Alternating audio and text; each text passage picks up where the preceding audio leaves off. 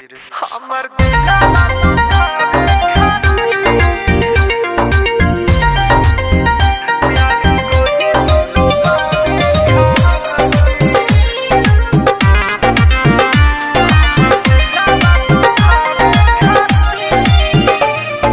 हमके जखम देलू भारी हो, दिहलू मोर दुनिया गुजारी हो।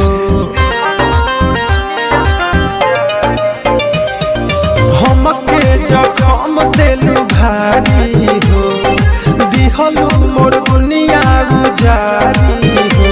अब कायल बड़ू समझावे खातिर हमर दिलवा दुखावे खातिर प्यार कइलू रोवावे खातिर नहीं जननी हो करेलू प्यार हमसे फायदा उठावे खातिर प्यार कइलू रोवावे खातिर।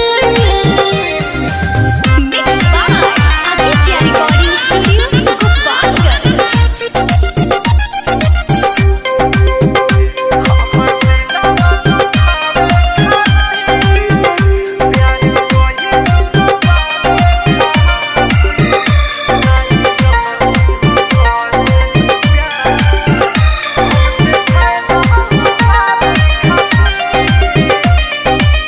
सब कुछ बार दिहनी तहरा पहम हो, तब तू दे दिहलू तोहफा में गम हो। सब कुछ बार दिहनी तहरा पहम हो, तब तू दे दिहलू तोहफा में गम हो।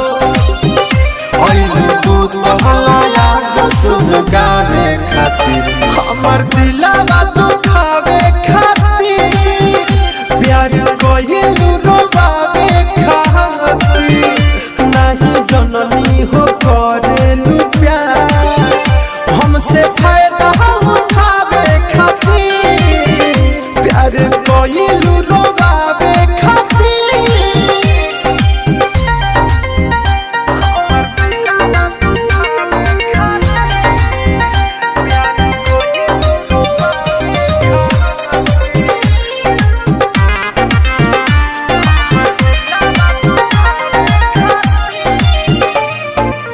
खुश बड़ी रहे दीपक तोहरा के पाके, तू तो देखलू अपना असली चेहरा के।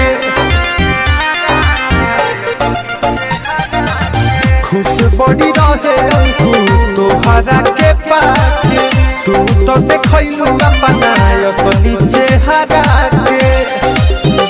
प्रिंस रंजन बसी ढावे खातिर हमर दिलवा दुखावे खातिर प्यार कइलू रोवावे खातिर नहीं जननी हो